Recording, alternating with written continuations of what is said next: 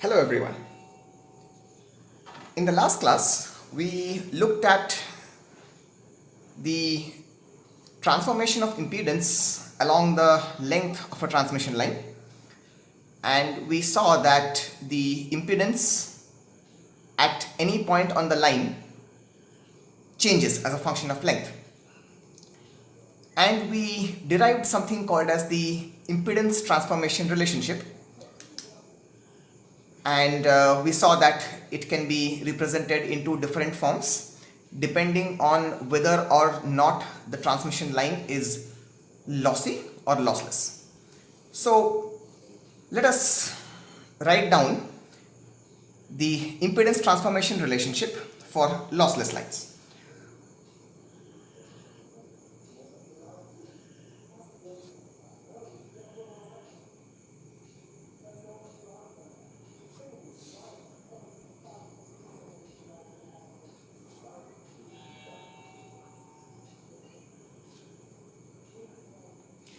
So we had said that we had actually derived that the impedance at any point L, where L denotes the distance along the line from the load, not the source, this is equal to Z0 times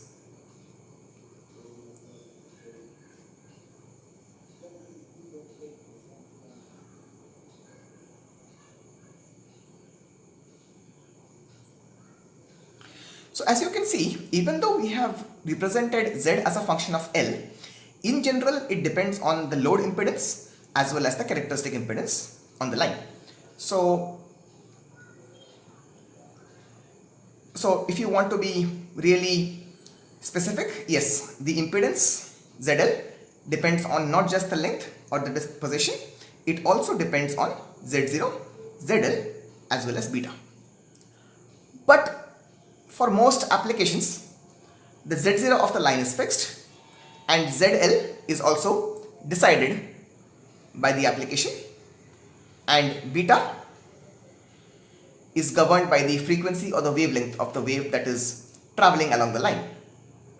So therefore, the only variable which can truly change for a large range of values is L. Now from this we had defined something called as normalized impedance.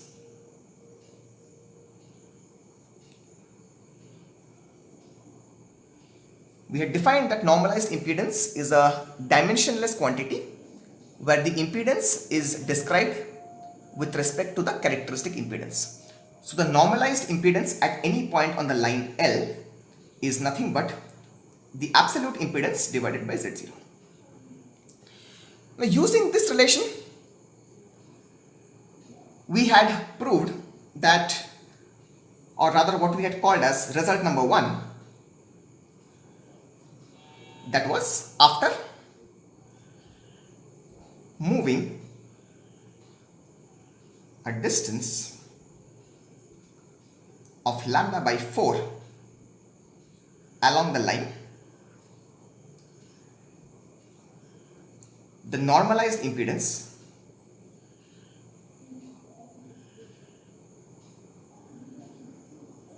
inverts itself. So suppose at L equals L1, the normalized impedance is some Z, or let's say Z1. So if you take at L is equal to L2, where L2 is nothing but L1 plus lambda by 4, you will see that the impedance Z2 at L2 is nothing but 1 by Z1. So it is the normalized impedance which inverts itself. The absolute impedance cannot invert because then it would not remain an impedance anymore. So please take care of this. The normalized impedance inverts itself after every lambda by 4. So what this means is that if Z1 is very small, then Z2 will be very large. And conversely, if Z1 is very large, Z2 will be very small. So you can say that if you visualize the change of impedance along the line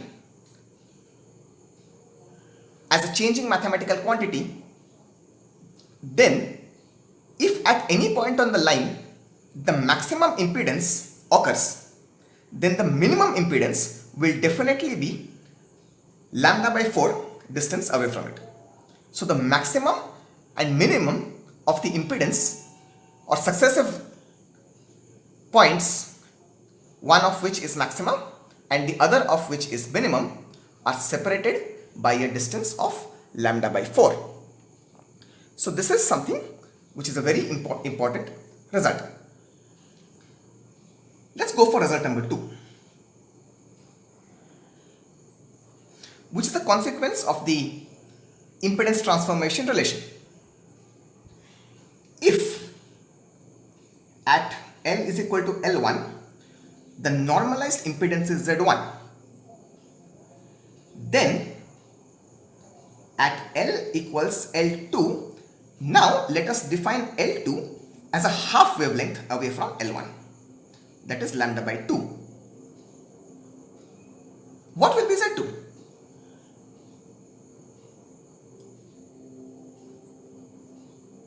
So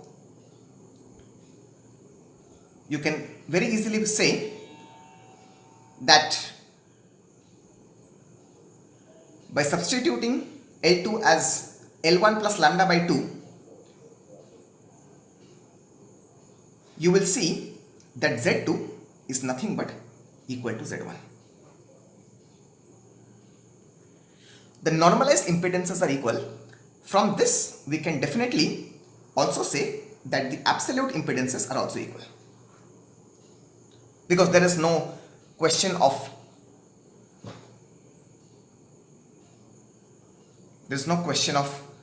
changing of the dimensions.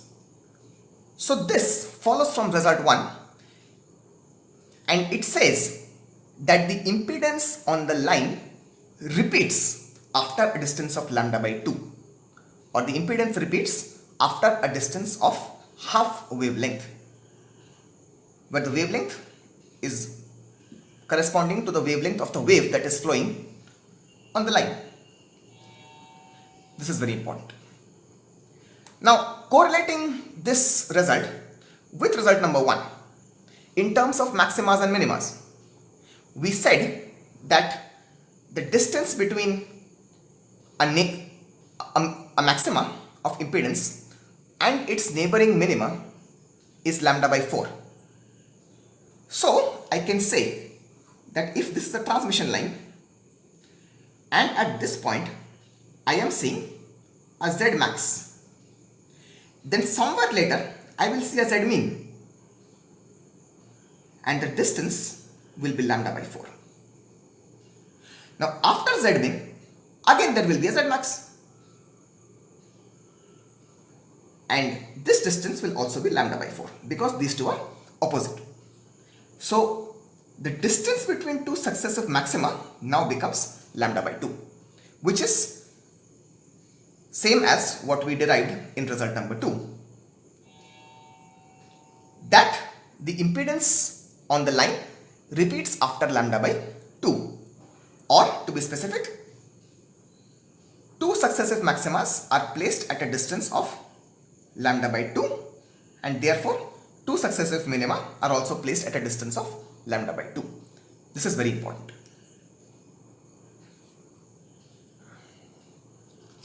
Now let's go for result number 3.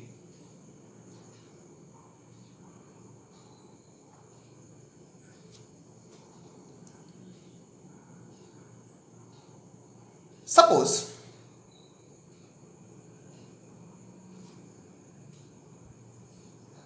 the load impedance and the characteristic impedance are equal, then what happens? What happens then?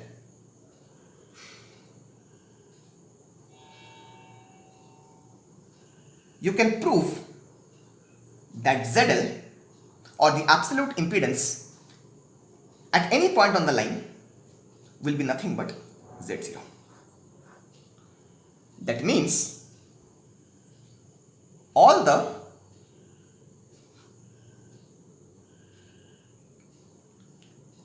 points all the points on the line exhibit the same impedance, and that is nothing but the characteristic impedance Z0. Now this is something very interesting.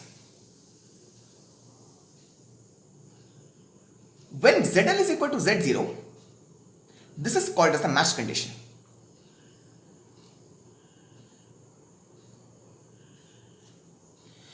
We had proved in the previous discussion that if ZL and Z0 are equal, the reflection coefficient becomes 0. The reflection coefficient becomes 0, or the reflection coefficient at load, and that is something which is very desirable. Now, another property of the matched condition is that the impedance seen at any point on the line when the line and load are matched is exactly equal, and that is nothing but the characteristic impedance of the line. So that means the normalized impedance at any point on the line in this case would always be 1.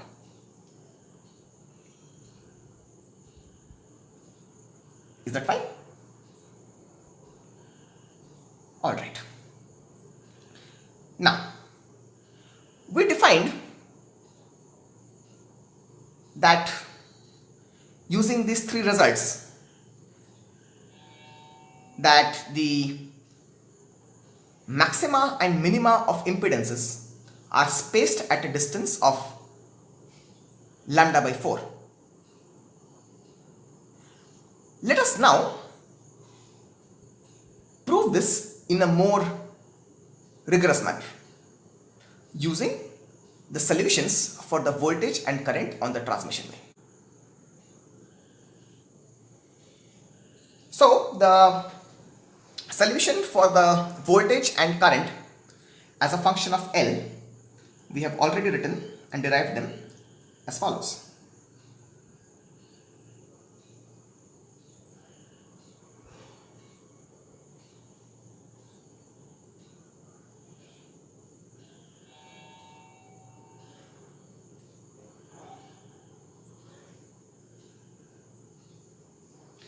Now, we had said that unless mentioned otherwise, we shall always assume that the transmission lines we are dealing with are lossless, because that makes our life much more simple, and it is a very good assumption also.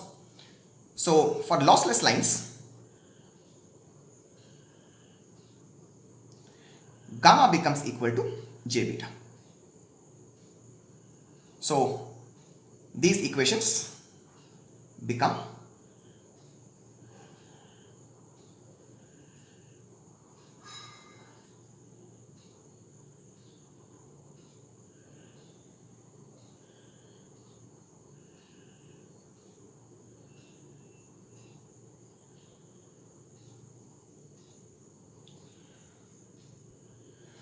okay. So what we can do now is take the first term common in each, which makes it like this.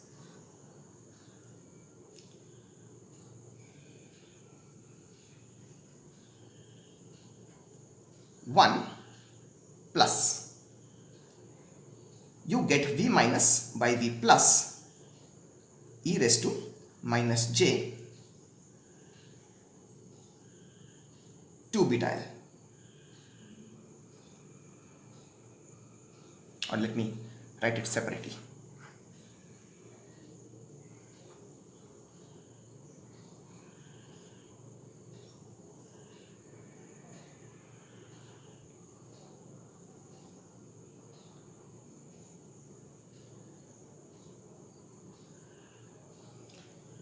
And likewise for I.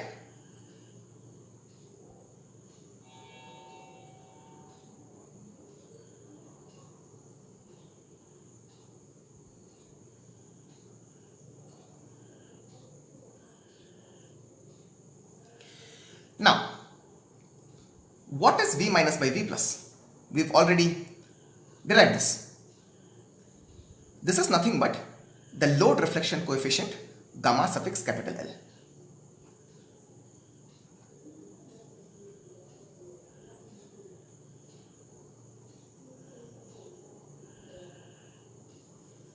We have derived this before. So, now, as you know, the load reflection coefficient gamma L is also defined in terms of impedances in this format, which means that gamma L can be complex. So if gamma L is complex, we can represent it in a polar form as a magnitude component mod of gamma L times some phase, let's call it as phi L. What phi L and all are is not very important at the moment, but it's important to know that gamma L is nothing but a complex number. So therefore, let us substitute this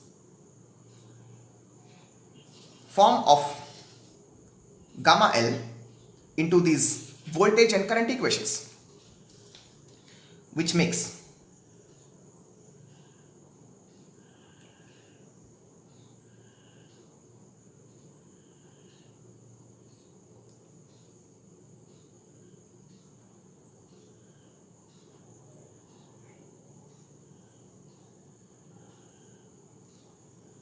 likewise I of L will be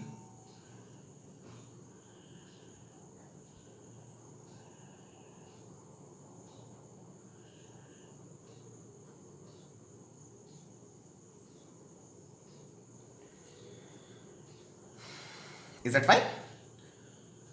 Alright. So as you can see, the voltage and current in general are also complex. Now let's see how the voltage and current vary in magnitude as function of the length.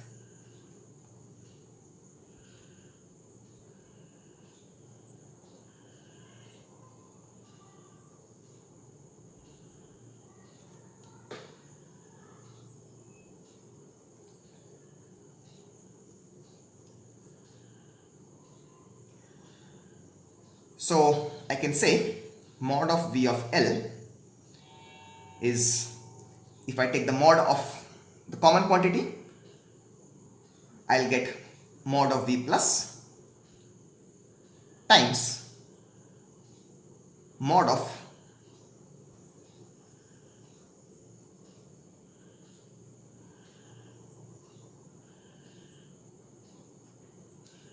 this is what I'll get. So now let's look at this mod of VL and ask ourselves a question that by looking at this relation, what can we say? When will this voltage magnitude become maximum? You can see that this second term is nothing but the addition of two numbers. Now, while mod of gamma L will always be a positive quantity, this exponential complex term could act like the villain. It may not always be positive. It may be positive, it may be negative, it may be complex or whatever, depending on what the actual value of phi L minus 2 beta L is. So, and that is what that mod will actually cause this quantity to change. So now, instinct tells me that since 1 is a positive quantity, the maxima will be reached when this quantity is also positive. So then 1 and this positive quantity can add up. right? Now we can also say that since this is 1, when this quantity second term becomes negative, then 1 and the negative term would destructively interfere and cause a minima somewhere. But at this point of time, it's a little difficult for us to say where exactly the maxima and the minima will come. So therefore, since this V plus or the mod of V plus is always a positive quantity and it is a scaling factor, let's not consider it so much. Let us look at only this quantity. 1 plus some complex quantity and the mod of that whole quantity. So we can represent it on the complex plane as two complex numbers or two vectors, so to speak. So on the complex plane, 1 will lie on the real axis. So therefore 1 looks like this. This is the origin and this is 1. It lies on the real axis. Now let us look at the second term. The second term has a constant magnitude of mod gamma L. Why it is constant? Because ZL and Z0 are constant for a given line. Now what changes? Phi L is a constant because it's a part of gamma L. My position small l can change and therefore this term changes. So if I have a complex number with constant magnitude but changing phase, what does it denote? It denotes a circle. So now if I say that in general I can represent this second term mod gamma L times e raised to j phi L minus 2 beta L in this form, whose magnitude is mod gamma L, and with respect to the real axis the phase is phi L minus 2 beta L. So if L changes, what happens to this angle? This angle also changes. So if L increases, the phi L minus 2 beta L quantity decreases and this vector traces the path of a circle. So to complete the locus,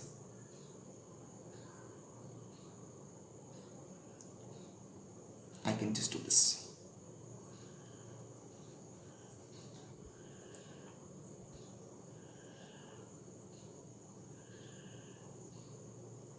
So as you know, I can find the resultant or the sum of two vectors using the triangular rule.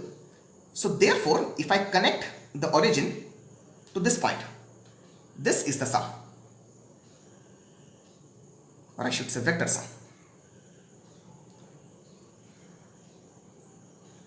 Now when would this sum be maximum? This sum would be maximum at this point.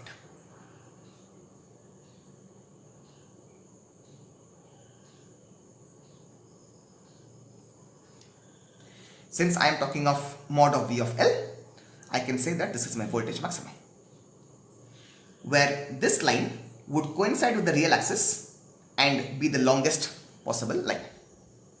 Now when would this resultant be minimum? At this point, when the vector rotates and is facing this way, and again the line, the resultant would come only till here. So this is nothing but the voltage minimum.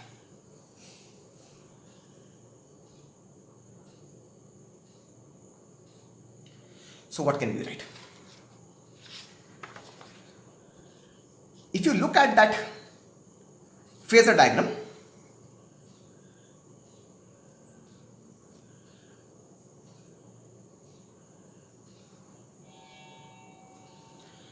I can say that whenever this angle phi L minus 2 beta L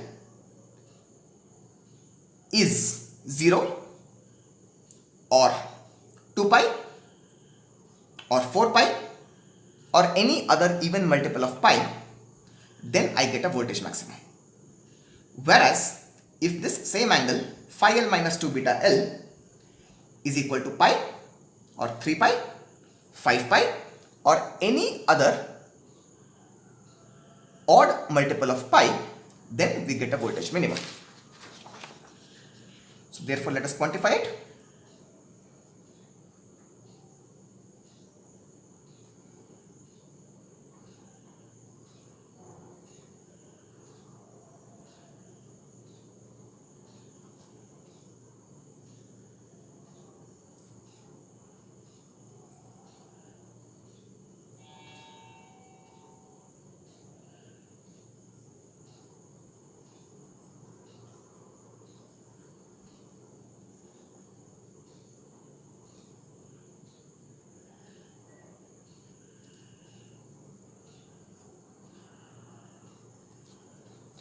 Where n is 0, 1, 2, so on and so forth. Is that fine? Now, what about current?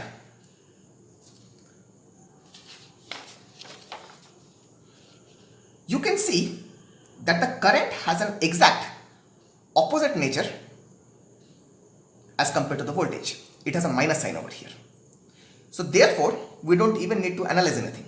We can say that the current maxima is going to be at this point and the current minima is going to be at this point.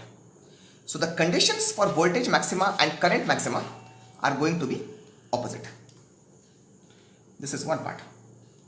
So I should say phi L minus 2 beta L equals 2n plus 1 pi for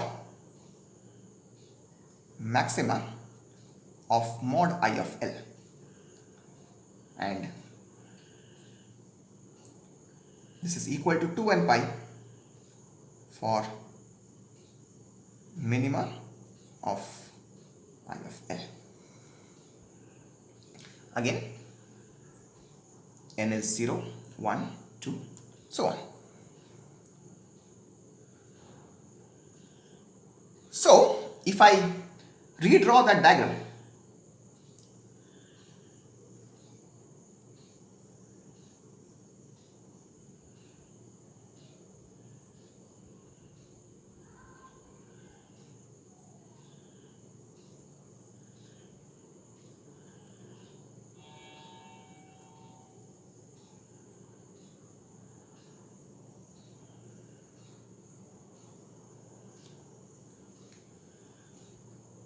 this is voltage maxima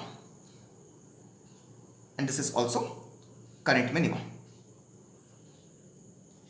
This point is voltage minima and also current maxima. So just by looking at this, I can say that the point where I am getting maximum voltage and minimum current implies maximum impedance,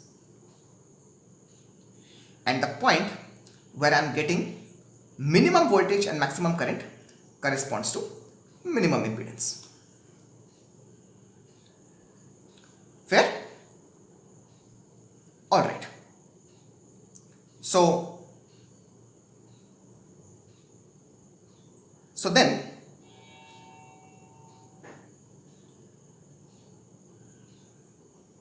we know that the distance between two points where the impedance is maximum and the impedance is minimum is lambda by 4. So this is a very graphical way to look at this.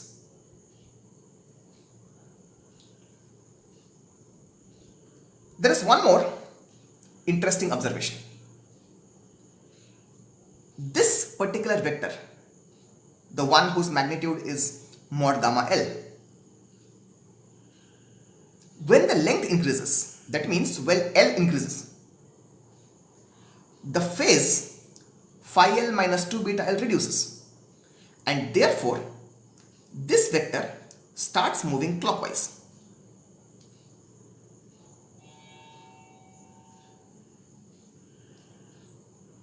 And this same vector starts moving anti-clockwise when this L decreases.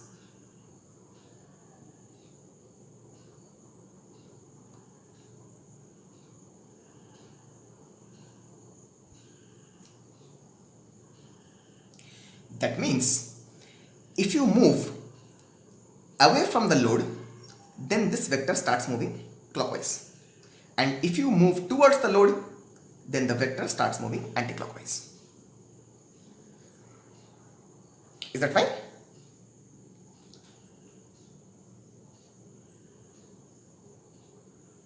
All right.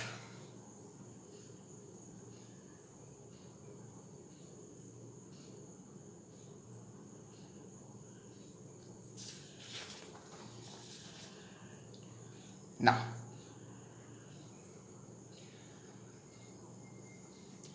after this discussion, let's come back to the waves that are actually flowing on the line. So far what we did are just some analysis that we got from the wave phenomena on the line. As you know, as we have established this earlier, that on the transmission line there exist two waves. One is a forward wave, the other is a backward wave. So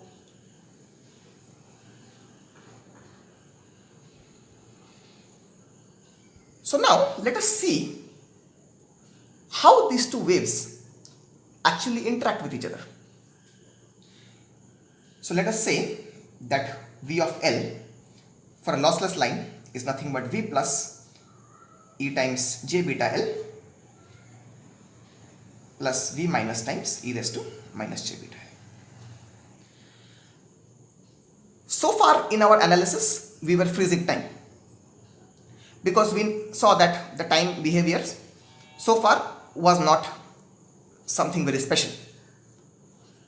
So let us now bring back the concept of time to see how these waves change as a function of time. So I can just simply add e raised to j omega t with this,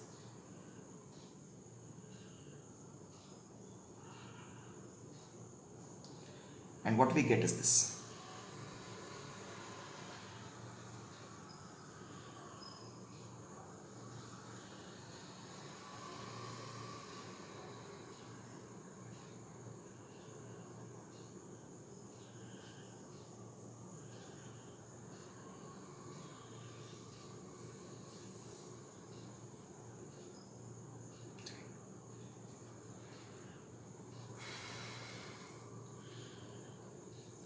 Is that fine? Now,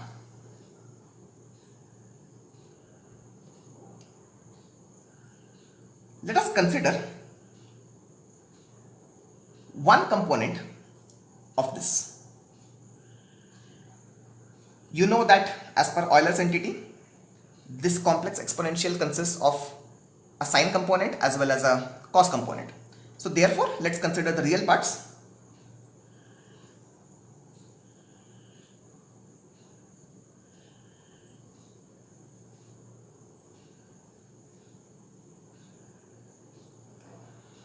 One is for the first wave, which is nothing but the forward wave, you get V plus cos of beta L plus omega t.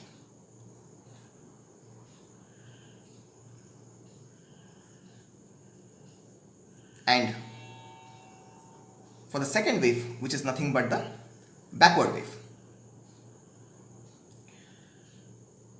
so you get a minus cos, which is nothing but cos. So this is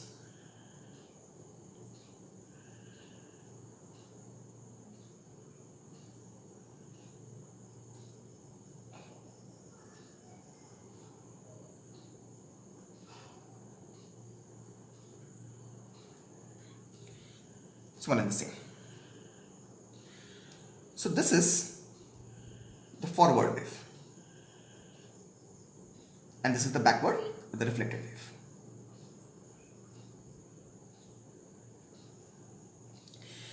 So in general, V of, or should I say, the net voltage on the line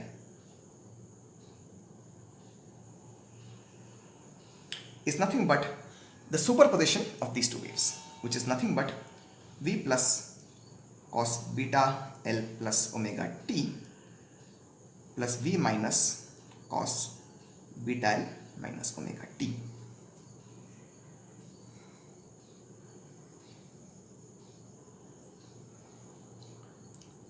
So we could use our trigonometric identities on this, except that we do not know what is V plus and V minus. So as long as we do not know what is V plus and V minus, there isn't much we can do. But we can definitely solve this for some specific cases. So consider V plus equals V minus. Now what does this indicate? If V plus equals V minus, you know that mod gamma or gamma L is nothing but 1. And what does this indicate? It indicates that there is an open circuit load.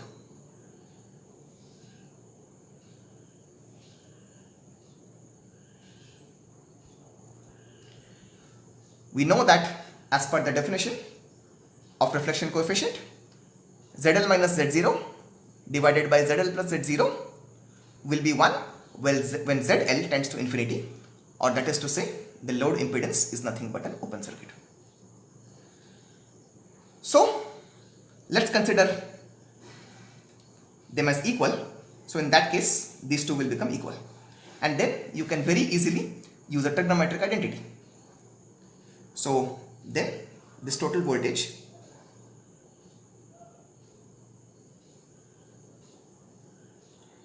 will become,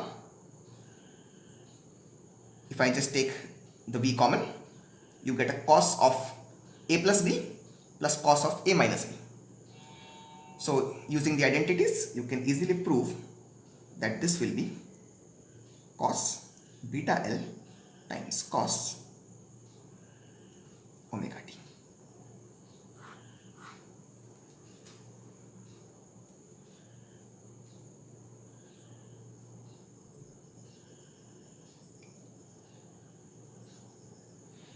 By doing this, what have we achieved? You recall that whenever we are writing the total wave solution, you have a space component beta L and a time component omega t. A space component and a time component or a temporal component which come hand in hand. But by doing this, for the special case of an open load, we have separated those two phenomena into two different terms. Not fully, but to some extent. So now let us see. For different instants of time, what does this wave look like? For the sake of simplicity, let me rewrite this.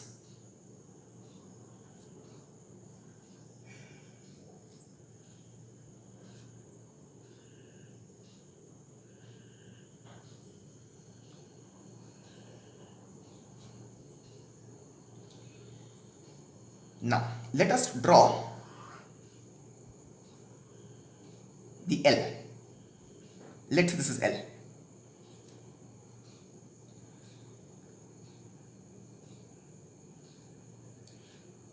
Now, let us take case 1 when t equal to 0. So, when t equal to 0, this term will essentially become 1, cos omega t. So, what we will essentially have is 2v plus times cos beta L. So when L is 0, you can simply draw a cos wave. And when will this be 0? This will be 0 at lambda by 4 minus lambda by 4. At lambda by 2, this will again reach a maximum.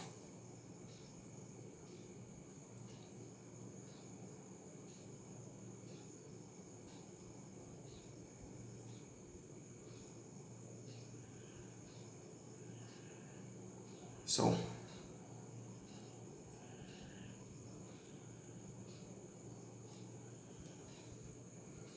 the negative peak will come at that time.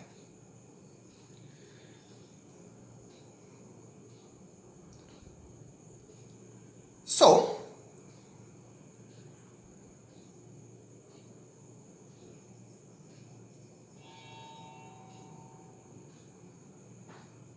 this is what happens, let's label it properly, when t equals 0. Now what happens when t becomes equal to 1 by 8f, where omega is nothing but 2 pi f.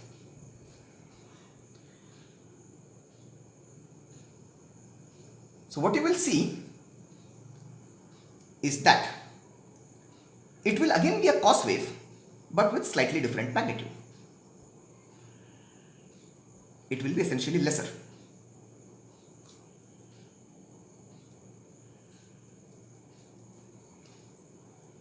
This is when t equals 1 by 8f. Now what happens when t equals 1 by 4f? This becomes cos of pi by 2 and therefore the wave dies down. So at t equals 1 by 4f, the wave is essentially nullified. And what happens when t is equal to 1 by 2f? At 1 by 2f, you get the exact opposite of what happens at t equal to 0. So let's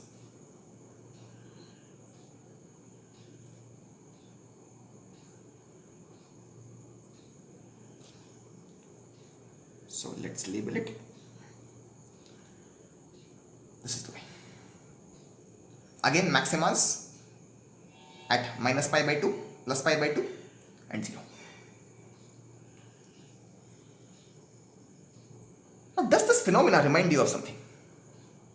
Something that you have learned in your high school? Yes. This is called as a standing wave.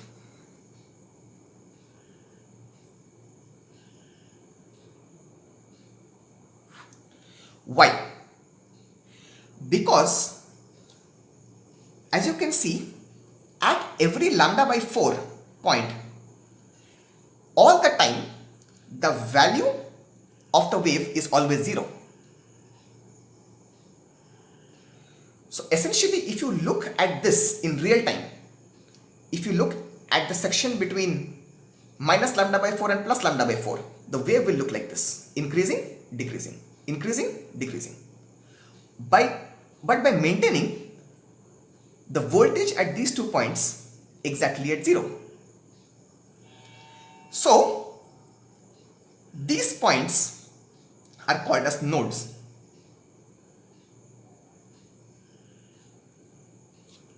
The points of minima. And the points which can reach maxima is called as an antinode. The antinode is where the antinode is vibrating. But what does this indicate? A standing wave indicates that there is no net energy flow. And this coincides with our earlier assumption for an open load, that the reflection coefficient is 1. So whatever is the wave that is going towards the load, the same wave comes back, because the open load cannot absorb any power. So a standing wave can happen in transmission lines also, and it is desirable or undesirable?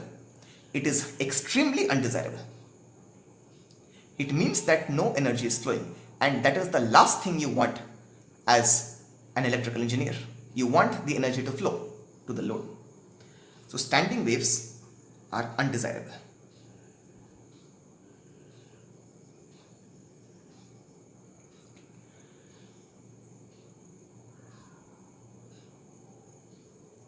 So in today's class, we have seen how the impedance transformation relations give some interesting result. How the impedance maxima and minima are placed periodically along the length of the line. We also saw how the voltage and current can be represented as phasors on a transmission line, and how for certain conditions the forward wave and backward wave superimpose on each other and can cause a standing wave, which is highly undesirable. Standing waves will not happen when the two waves are mismatched. That is, the amplitudes of the two waves are different, which was not the case over here. So next time we shall continue the discussion on the transformation of impedance, voltage and current on the line, and look at some more interesting results. Thank you.